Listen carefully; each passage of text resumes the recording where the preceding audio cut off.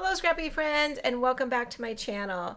I have another layout share for you today, and this time I'm going to show you All American Blast. So yes, I'm a little behind in airing this. I've had these done for a while. I just have not had the opportunity to get a video created. So today's the day. I'm very excited to show you. I only have one set of these. I didn't make these into a quick and cute or into a playful and polished. I made it into just one set, and I'm kind of calling it a quick and cute plus, because this collection you can get the paper pack, embellishments, and stickers. There was no extra punch released with it or anything else, but it also was kind of unique in the fact that it came with the paper having mat card cut aparts here and border strips here. So that was pretty fun. So instead of making two different versions, I decided to make a cute and quick plus. So let me just jump on in and show you what I have for this. I have a total of 5 double page layouts in this set, and this is the first one. And this may look really familiar because I did do a YouTube process video for this one. This was so much fun, creating this kind of banner looking border up here at the top. I brought in my custom cutting system and then used 2 different border stickers to create this border across the top. And then I have strips of paper coming across both sides, photo mats almost on all of them, bringing in a lot of the different embellishments and some stickers from this collection. This was really fun, but of course, I love the subject, so it made that page even a bonus for me.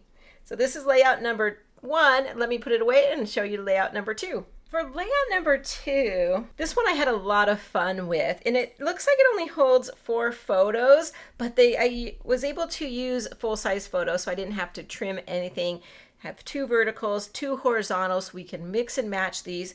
But what I really loved about this layout is if you look really close, I used a lot of the different pattern papers in this collection. But around each of the strips here, you can see that I used the distressing tool and distressed the edges of each one. And I just thought that was super cool, super fun, because it really, for me, it seems like it's a great tool to bring in on your 4th of July pages or any kind of backyard barbecue type pages. And with this one, the main reason I only went with 4 photos is because we have some really large embellishments in this collection, and I thought this page was a great use of those embellishments. So I have the Statue of Liberty over here, and this would be my journaling area. I pulled in one of those mat cards I was showing you from the sheet of paper, and in my cut guide I tell you how to cut those. Then I was even able to bring in an old punch. This is the firework punch. Love that punch.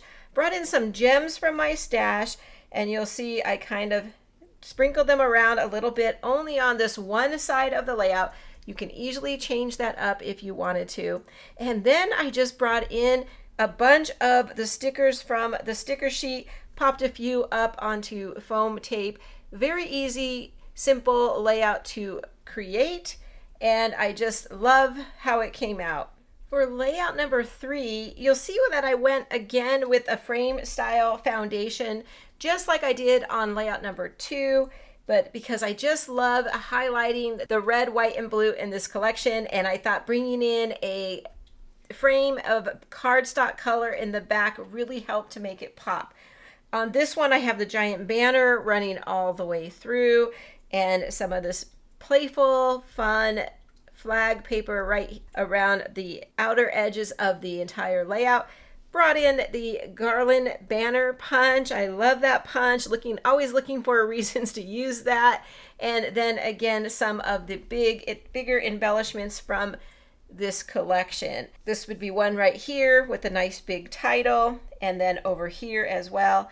These 2 pieces came from the mat sheet, the cut apart sheet. This would be my journaling area, and this I fussy cut out from one of the mat cards. So simple, again, simple, but very patriotic. For the 4th layout, I kind of went a little off the path of being so overly patriotic. Thought I would throw in one using some of the things that aren't quite so spirited. And so I loved the floral paper in this collection, so I really wanted to highlight that. So I put a piece on both sides, brought in some Island Waters cardstock, and I had some fun with the embellishments on this one. We had this giant frame in the embellishment pack, and I always find that those are a little bit of a challenge to use. So this time I just cut that frame in half and kind of used it kind of like another piece of pattern paper just as a decoration on this layout. Now I have two full-size photos on this page, but over here I went more of kind of a grid style where I would have two vertical and two horizontal, and I just thought that here could be my fancy page and this would be more of my photo dump kind of page. I went with 3 embellishment clusters, and you'll see I brought in the embossed flower and just punched it out in colors that matched the paper, because I feel like this flower matches the flowers used in the pattern paper, so perfect match. I did bring in some of the stickers, even though they were a little bit more, had a patriotic kind of feel or 4th of July kind of feel, but I thought that it really could be generic as well. And brought in some of the ice cream stickers, as well as part of one of the border strips right here. So this could be more of an ice cream kind of page or foodie kind of page. And reached into my stash for a little word sticker using my Totally Tonal words, and found one that just says "Let's Party." Came back through and gave my flowers a little bit of sparkle and shine with a little bit of a rhinestone gem, but any kind of gem would work for there, or you can just leave it blank. And then I came in with a fun little twist with the Victorian trimmer blade, because on this page I wanted to bring in some of the Island Waters, so I did it top and bottom, and on this page I wanted to bring in more of the red cranberry, and so I changed the color here. So I thought that was kind of fun and playful. I love this page. I think it's a perfect addition to our All-American Blast and using it in a non-traditional way. For the 5th layout, I kind of went back to a more patriotic feel, and I also wanted to point out that you'll notice I did use white cardstock as the base for most of these. I feel like that is a really good base choice to help all these bright, bold colors kind of pop off the page.